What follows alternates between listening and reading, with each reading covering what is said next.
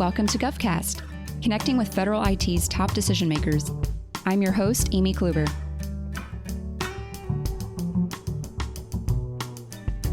It's been about 6 months since CISO Rob Wood joined the Centers for Medicare and Medicaid, and during that time, he has been standing up an effort to make security everybody's solution, or problem, depending how you look at it. Rob is new to government, having spent significant time at various startups helping them get their data in order and red team assessments, among other efforts. He's bringing a new security lens to CMS, even working on what he calls the Batcave, a platform similar to the Air Force's Platform One. It's always interesting to hear about the opportunities to bring change for an agency working to innovate the nation's public health insurance programs and keeping its data secure.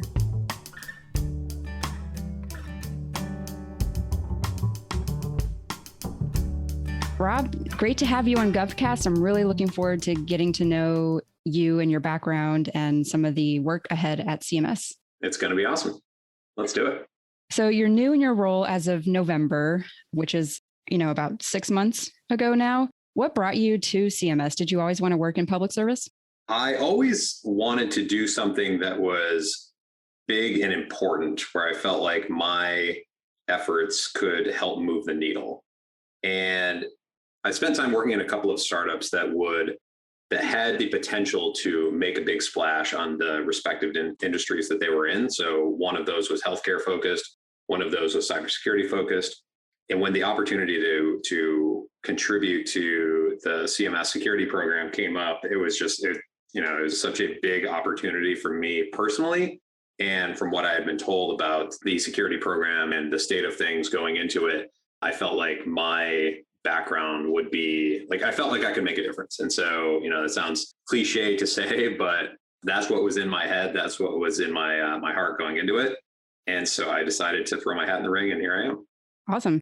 Your background in the private sector and as well as at various startups, that same sentiment kind of reigns true to a lot of that stuff. You've been working in quite a number of different efforts related to health. What were some of them? Yeah, so I started my career in security as a consultant. So I started off in a really boutique consultancy and, had some experience with healthcare and financial services. That was from doing security assessments at hospitals and things like that. And then I moved into a much larger consultancy called Cigital, and they have since been bought by a company called Synopsys. And there I got a chance to work in a number of capacities, threat modeling and penetration testing, and helping with the development of secure programming frameworks, things like that.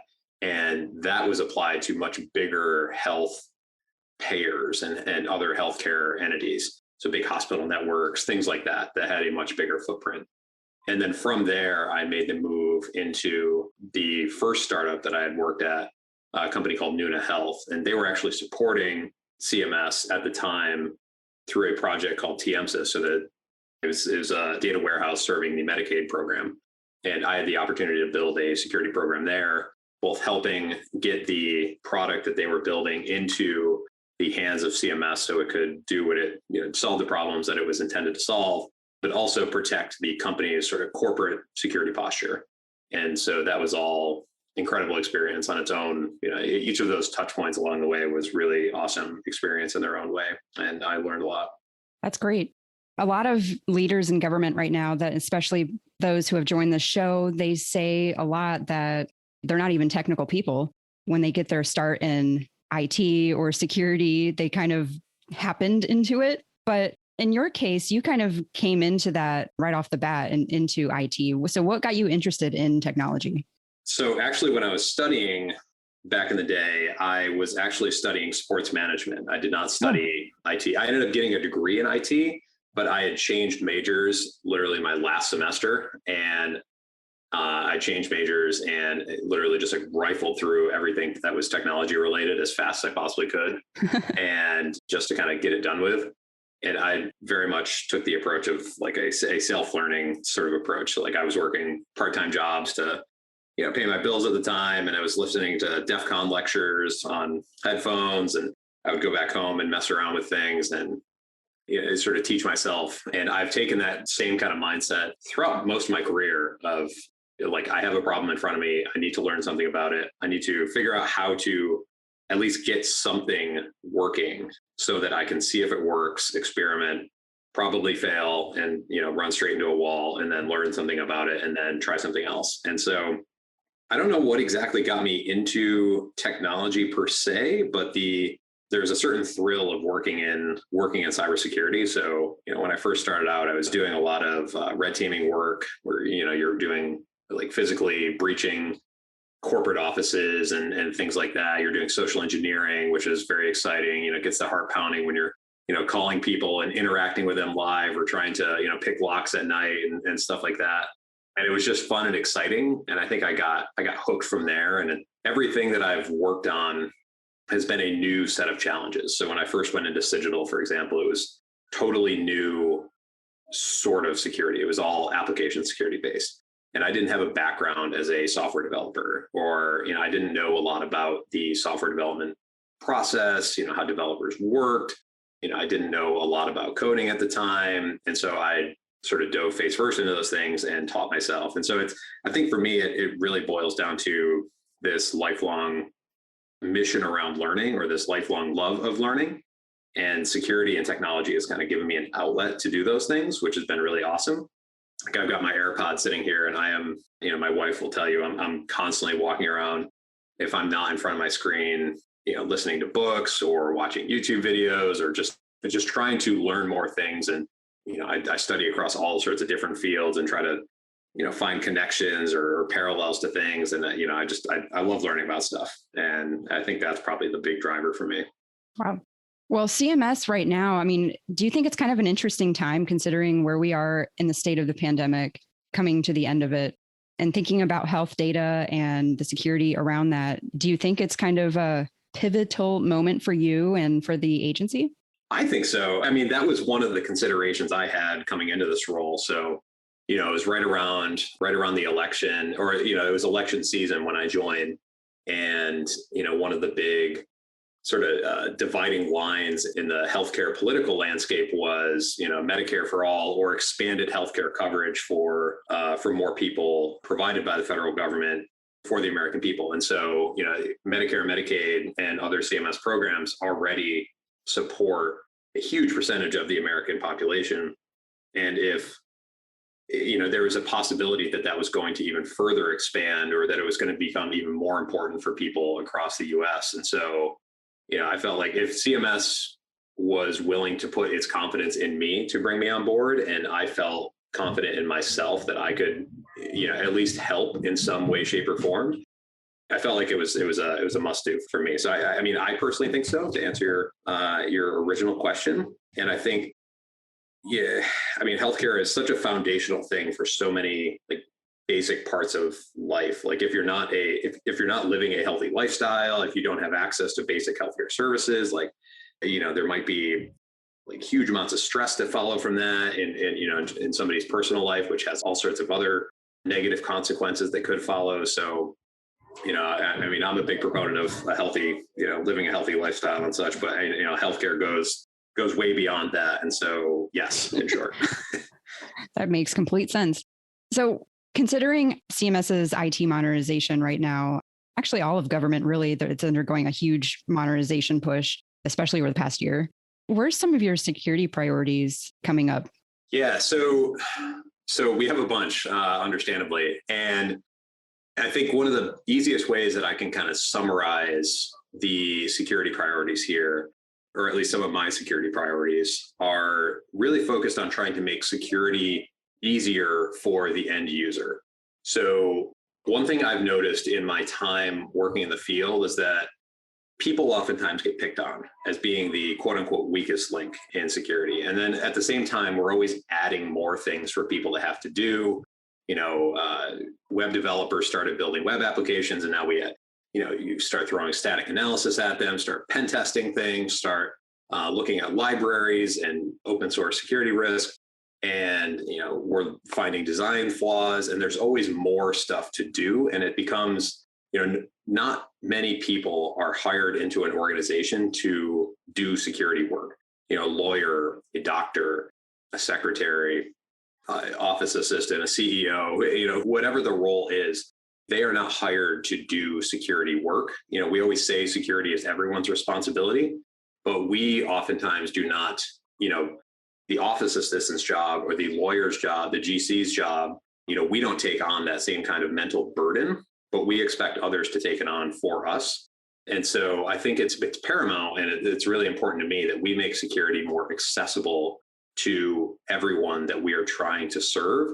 And so, a few big ways that we're trying to do that is first, trying to find things that we can just get rid of, like stuff that we started doing at some point in time because maybe somebody mapped it to a compliance initiative or requirement or some kind of industry trend at the time, and figure out if it's really adding value or moving the needle on risk. And if it's not, then get rid of it as fast as we can, especially if it's not actually helping people out and it's disrupting their day-to-day.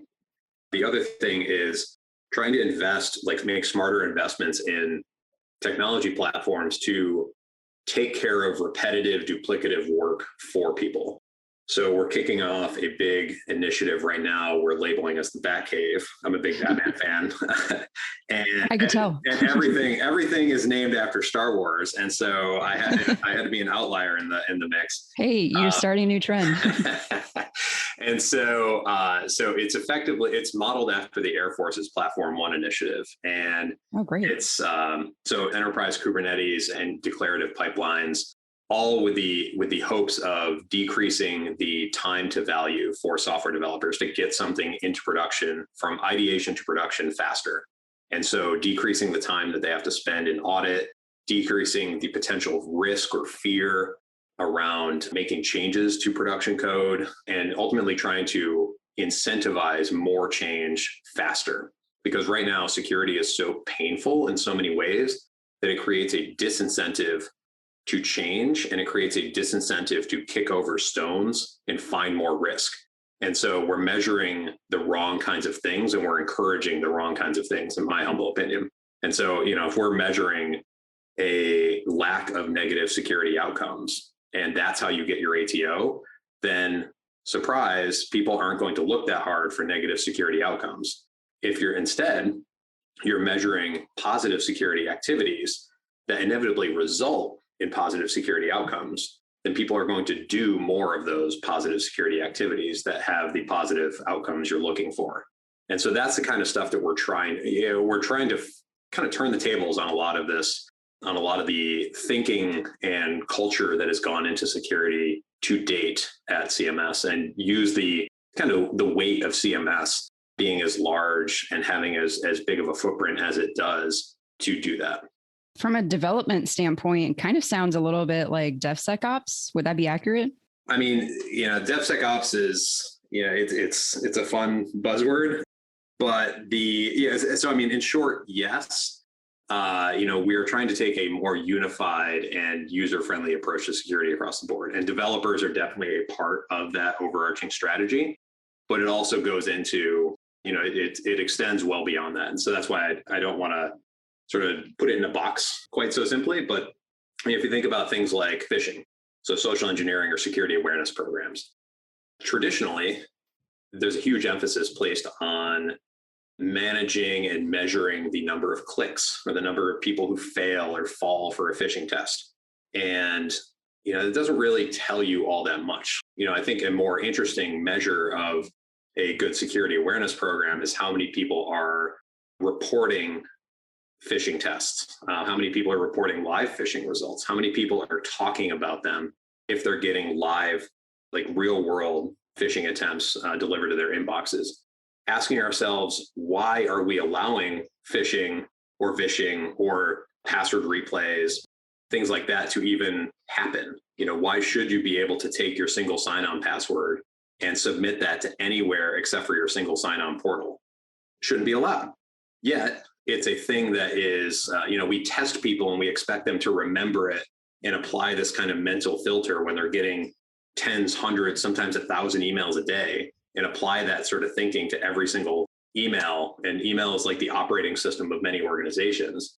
And that it's not scalable, and it doesn't actually work all that well, in my opinion. And so we need to be looking more introspectively to figure out how can we lighten the load on end users give them the knowledge that they actually truly need.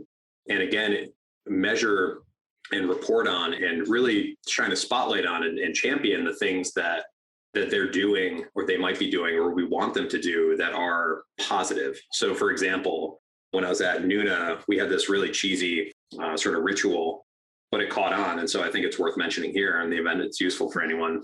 I ordered on Amazon this little Grammy or like Oscars trophy that I had engraved with it was the Nuna Human Firewall Award.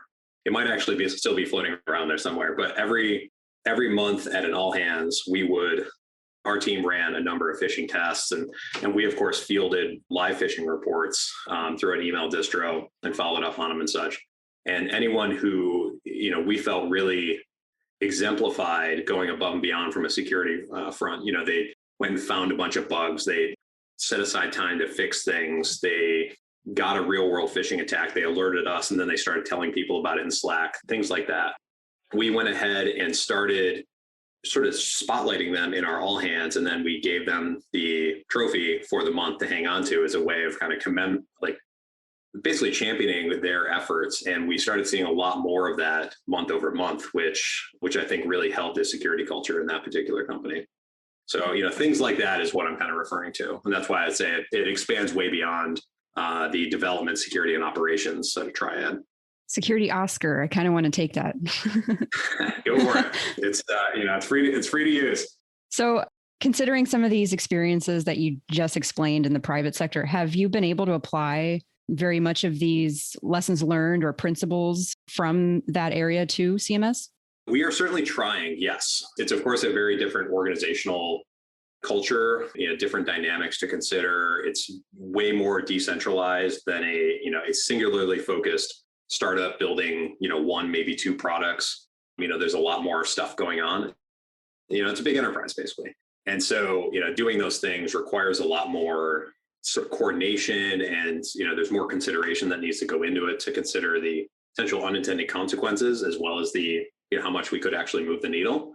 But in short, yes. And, one of the things that we're really trying to lean into is the free flow of information. So historically, security has been very kind of guarded, and, security stuff is very sensitive and nobody can know about it. And it's secret squirrel stuff. And, you have to, we have to keep everyone else at arm's length. And it's useful in some limited respects, but it becomes not useful if people can't effectively do their jobs or make decisions, because ultimately you want decisions to be localized where they need to be made. You don't want some ivory tower making the decisions and then passing all decisions down. You want the people who are most equipped to make the decision with all the relevant data to make it. And so we've been trying to really lean into this free flow of information, more open feedback, giving people like direct access to myself, to my deputy, to my leadership team. And, we're all over Slack, like we're in the security community channels as much as anybody else. And we've observed a lot of kind of excitement around it, which might be short-lived. I don't know. I hope not. But we're really going to want to, we're going to keep leaning into a free flow of information, because at least in my opinion, it helps really keep everyone engaged. And if we want to take the approach of everyone has a part to play in the security program, then we need to all be working together as a team. There can't be this ivory tower approach to it. Definitely. And it certainly sounds like you have a lot on your plate to tackle, but you're well equipped to do all that. So last question, because I am being mindful of time. Considering the upcoming tech opportunities and maybe the cybersecurity landscape over the past decade, is there anything that you're most excited for on the horizon? The thing I think I'm most excited about with the direction that technology is going is the fact that more and more parts of a technology stack are becoming programmatically accessible. And it's everything from like software-defined networking to APIs on SaaS tools to API-driven infrastructure to infrastructure as code. And as more things are programmatically accessible, it doesn't necessarily mean everyone has to instantly become developers, but we can start to lighten the load on people by also programmatically testing and asserting certain assumptions that we have about the way we expect security to be implemented implemented and operating in some kind of environment.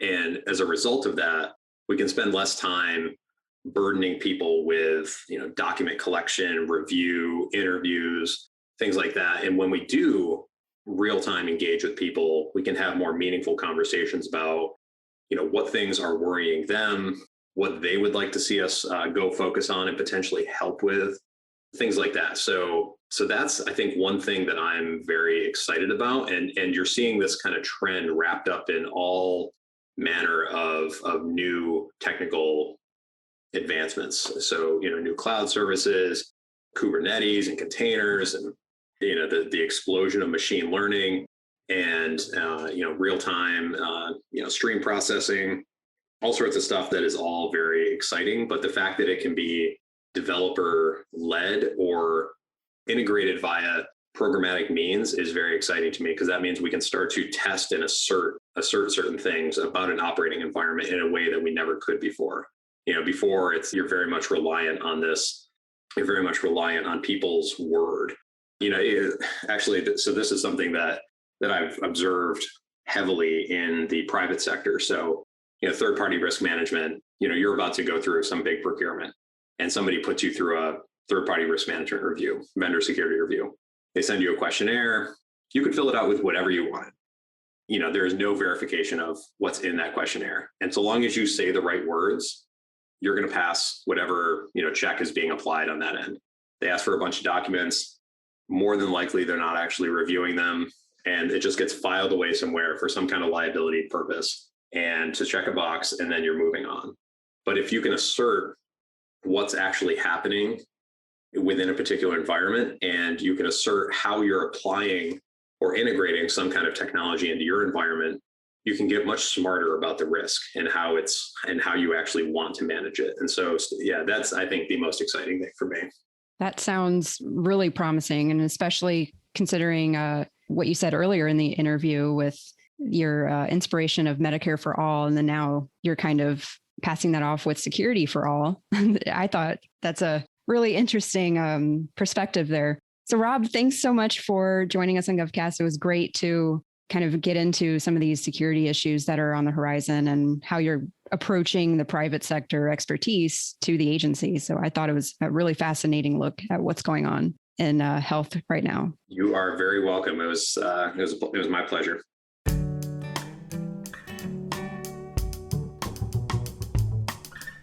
GovCast is a production of Government CIO Media and Research. For more podcasts, head to our website. And please, if you liked what you heard, let us know by leaving us a review in iTunes. We continue to strive to help you connect with federal IT's top decision makers. Thanks for listening.